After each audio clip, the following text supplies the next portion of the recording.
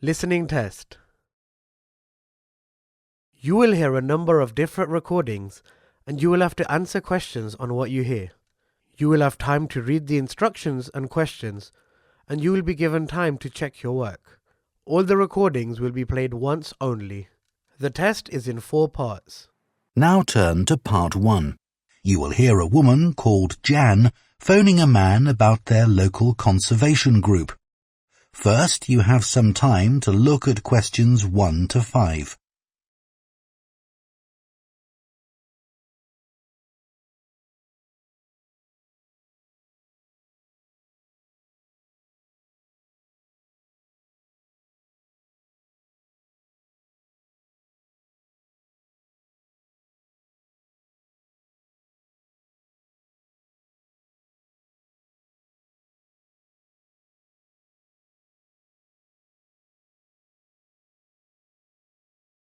Now listen carefully and answer questions 1 to 5.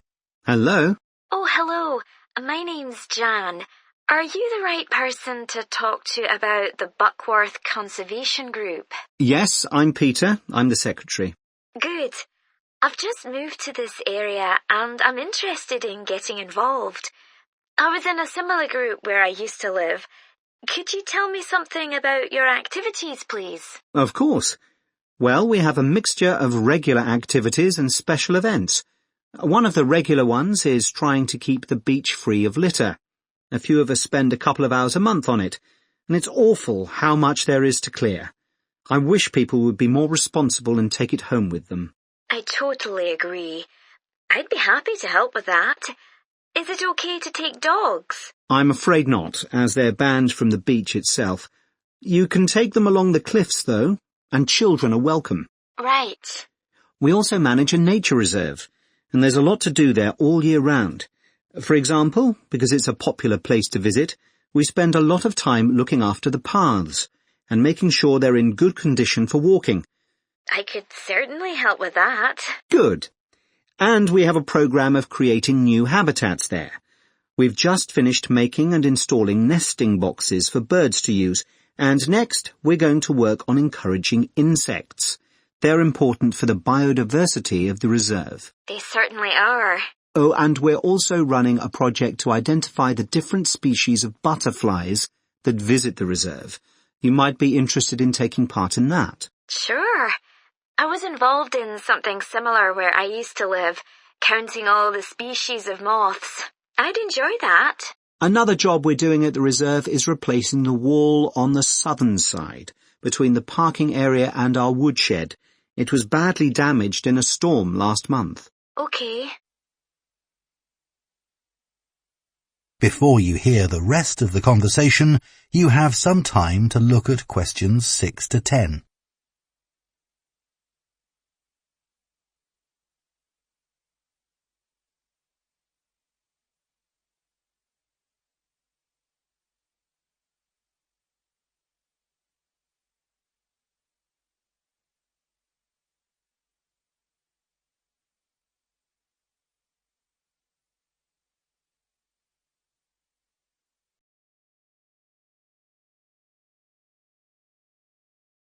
Now listen and answer questions 6 to 10. Then, as I said, we have a program of events as well, both at the weekend and during the week. Right. I presume you have guided walks. I'd like to get to know the local countryside as I'm new to the area. Yes, we do. The next walk is to Ruston Island a week on Saturday. We'll be meeting in the car park at Dunsmore Beach at low tide.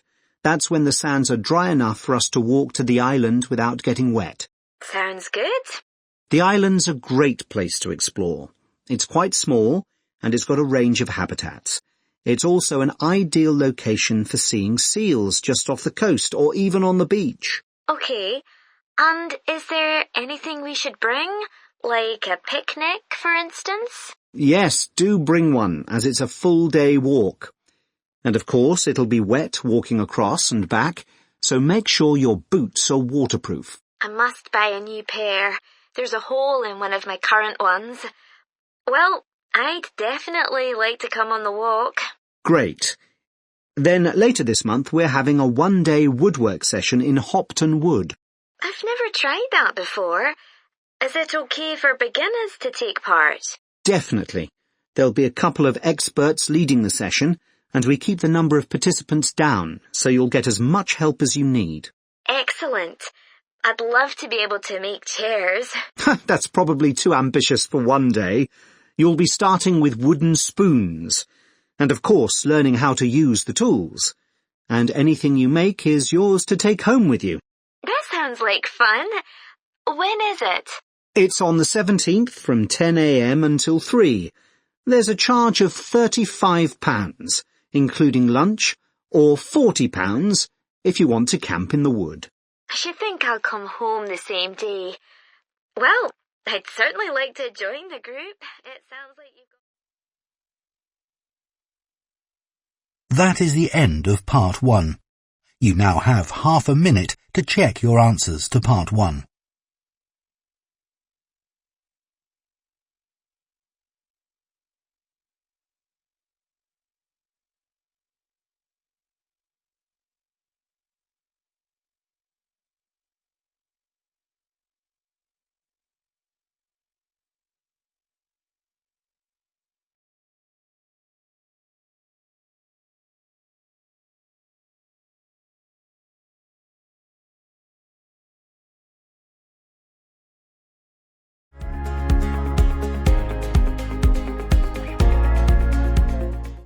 Part 2. You will hear a tour guide, Lou Miller, speaking to a group of people about a boat trip they are going to take around the Australian island of Tasmania. First, you have some time to look at questions 11 to 14.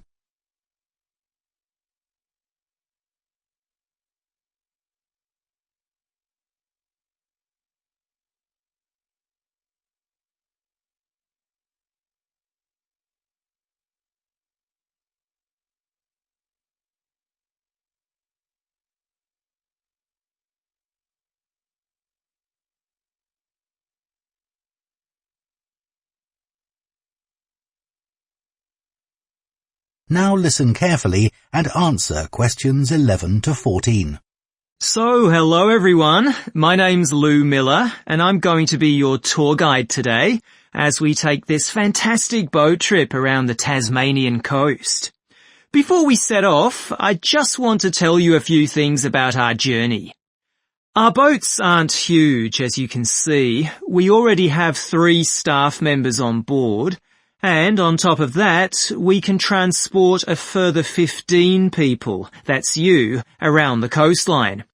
But please note, if there are more than 9 people on either side of the boat, we'll move some of you over. Otherwise, all 18 of us will end up in the sea. We've recently upgraded all our boats. They used to be jet black, but our new ones now have these comfortable dark red seats and a light green exterior in order to stand out from others and help promote our company. This gives our boats a rather unique appearance, don't you think? We offer you a free lunchbox during the trip, and we have 3 types. Lunchbox 1 contains ham and tomato sandwiches. Lunchbox 2 contains a cheddar cheese roll. And Lunchbox 3 is salad-based and also contains eggs and tuna. All 3 lunchboxes also have a packet of crisps and chocolate bar inside. Please let staff know which lunchbox you prefer.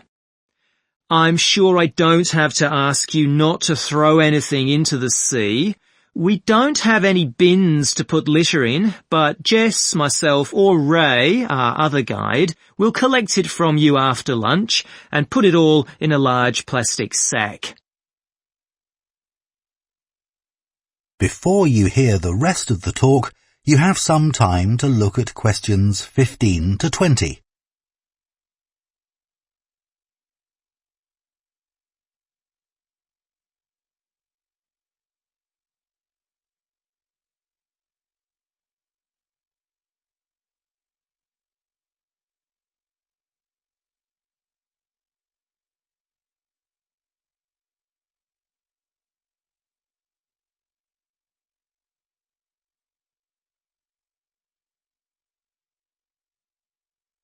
Now listen and answer questions 15 to 20.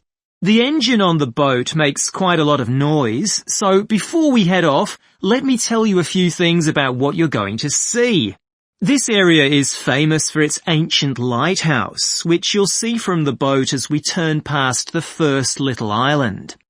It was built in 1838 to protect sailors, as a number of shipwrecks had led to significant loss of life. The construction itself was complicated, as some of the original drawings kept by the local council show. It sits right on top of the cliffs in a very isolated spot. In the 19th century, there were many jobs there, such as polishing the brass lamps, chopping firewood, and cleaning windows that kept lighthouse keepers busy. These workers were mainly prison convicts until the middle of that century, when ordinary families willing to live in such circumstances took over. Some of you have asked me what creatures we can expect to see. I know everyone loves the penguins, but they're very shy and unfortunately tend to hide from passing boats. But you might see birds in the distance, such as sea eagles, flying around the cliff edges where they nest. When we get to the rocky area inhabited by fur seals, we'll stop and watch them swimming around the coast. They're inquisitive creatures, so don't be surprised if one pops up right in front of you. Their predators, orca whales, hunt along the coastline too, but spotting one of these is rare. Dolphins, on the other hand, can sometimes approach on their own or in groups as they ride the waves beside us. Lastly, I want to mention the caves. Tasmania is famous for its caves, and the ones we'll pass by are so amazing that people are lost for words when they see them. They can only be approached by sea, but if you feel that you want to see more than we're able to show you, then you can take a kayak into the area on another day, and one of our staff will give you more information on that. What we'll do is to go through a narrow channel, past some incredible rock formations, and from there we'll be able to see the openings to the caves, and at that point we'll talk to you about what lies beyond. That is the end of Part 2. You now have half a minute to check your answers to Part 2.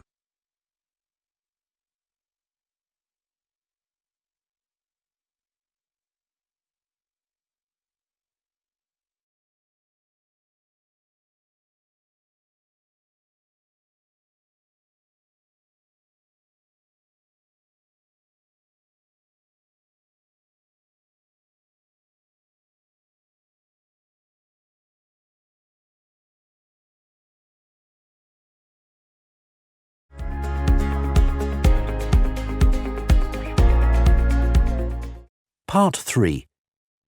You will hear two veterinary science students called Diana and Tim discussing their work placements and their course modules. First, you have some time to look at questions 21 to 26.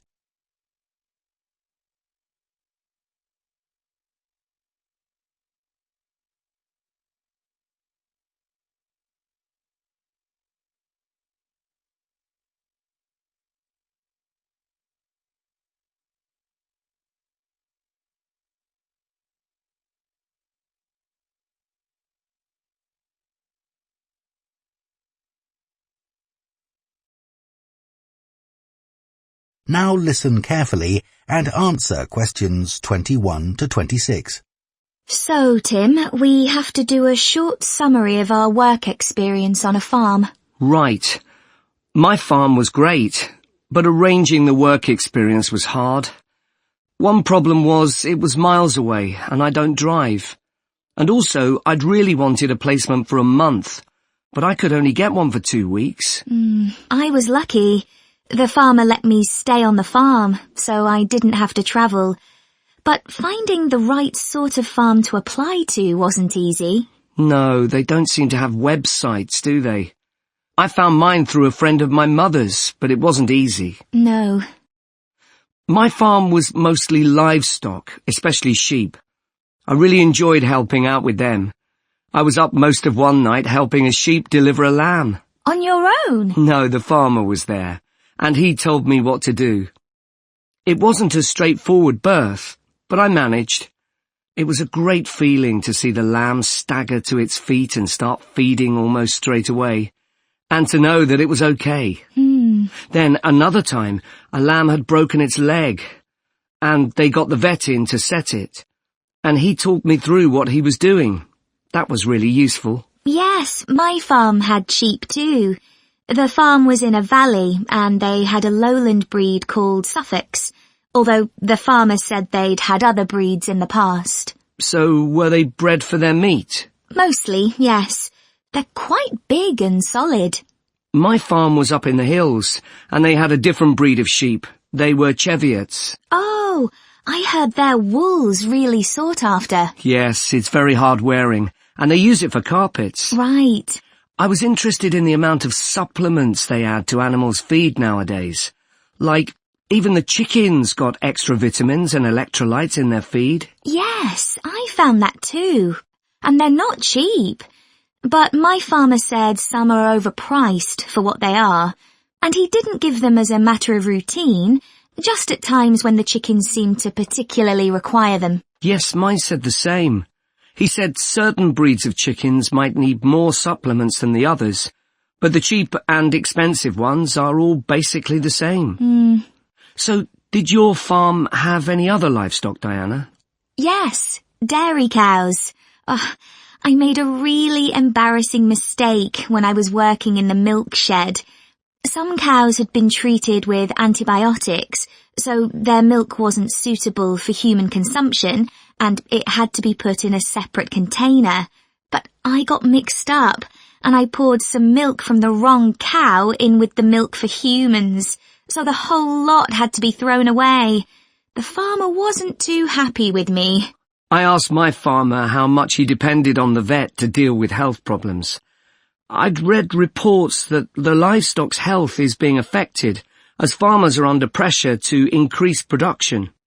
Well, he didn't agree with that, but he said that actually some of the stuff the vets do, like minor operations, he'd be quite capable of doing himself. Yeah, my farmer said the same, but he reckons vet skills are still needed. Before you hear the rest of the conversation, you have some time to look at questions 27 to 30.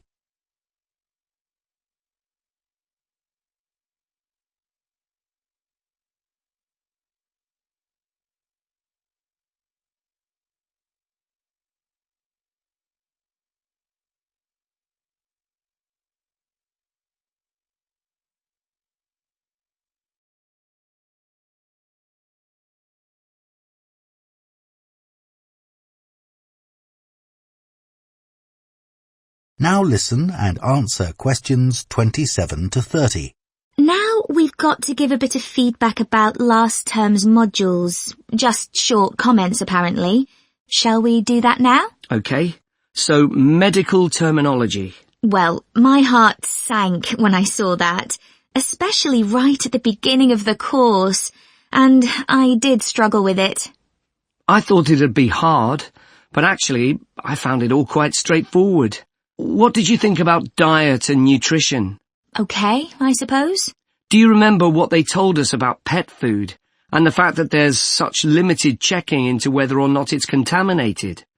I mean, in comparison with the checks on food for humans, I thought that was terrible. I think the module that really impressed me was the animal disease one, when we looked at domesticated animals in different parts of the world, like camels and water buffalo and alpaca. The economies of so many countries depend on these, but scientists don't know much about the diseases that affect them. Yes. I thought they'd know a lot about ways of controlling and eradicating those diseases, but that's not the case at all. I loved the wildlife medication unit. Things like helping birds that have been caught in oil spills. That's something I hadn't thought about before. Yeah. I thought I might write my dissertation on something connected with that. Right.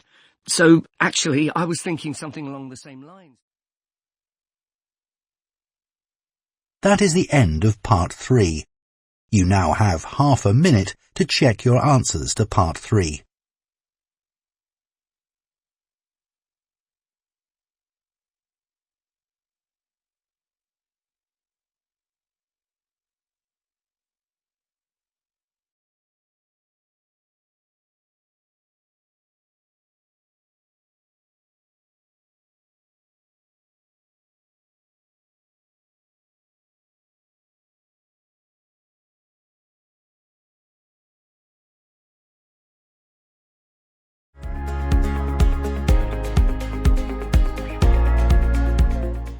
Part 4. You will hear an anthropology student giving a presentation on spiral path designs known as labyrinths. First, you have some time to look at questions 31 to 40.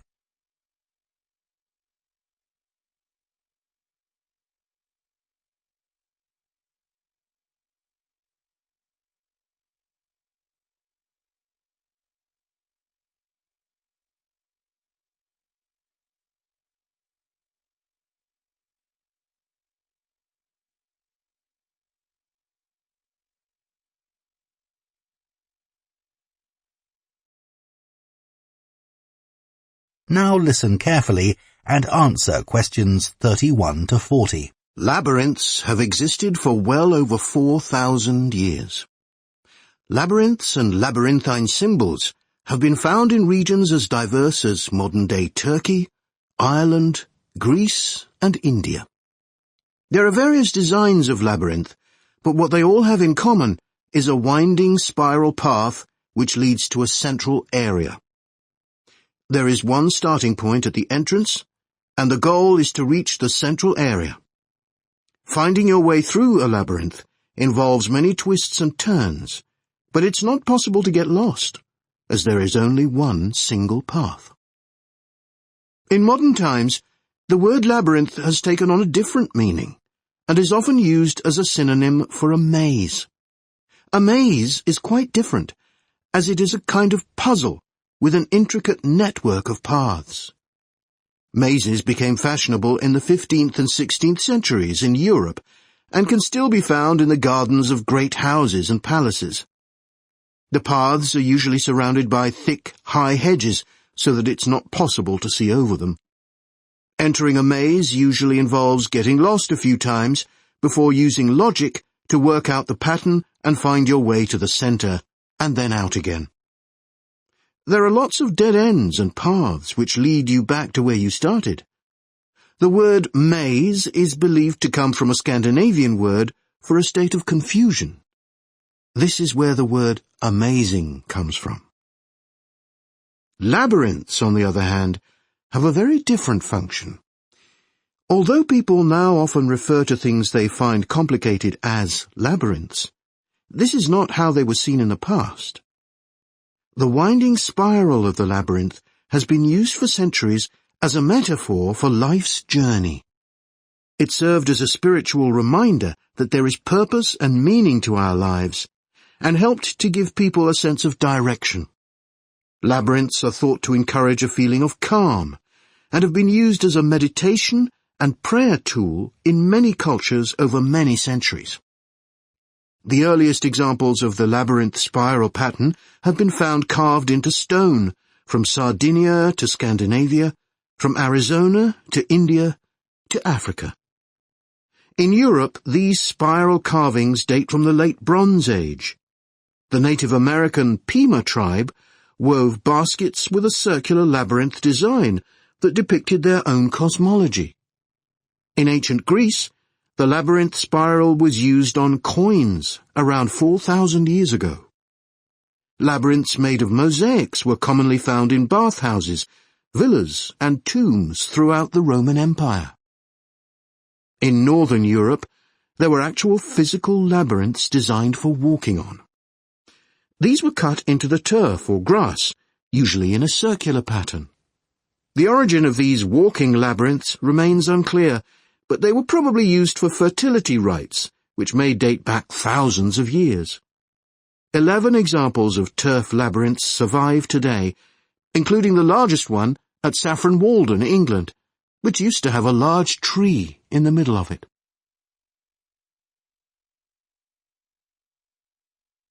More recently, labyrinths have experienced something of a revival. Some believe that walking a labyrinth promotes healing and mindfulness, and there are those who believe in its emotional and physical benefits, which include slower breathing and a restored sense of balance and perspective. This idea has become so popular that labyrinths have been laid into the floors of spas, wellness centres, and even prisons in recent years. A pamphlet at Colorado Children's Hospital informs patients that walking a labyrinth can often calm people in the midst of a crisis. And apparently, it's not only patients who benefit. Many visitors find walking a labyrinth less stressful than sitting in a corridor or waiting room. Some doctors even walk the labyrinth during their breaks.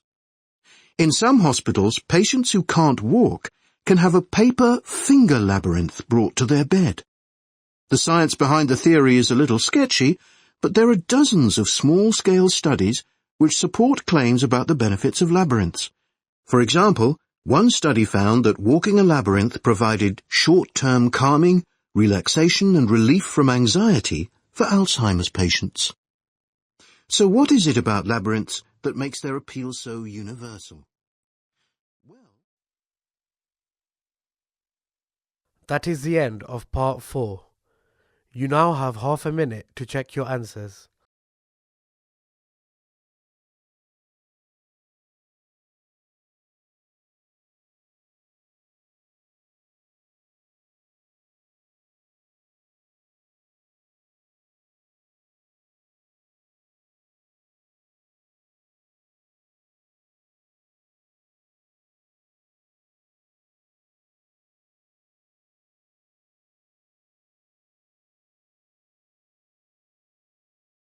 That is the end of the listening test.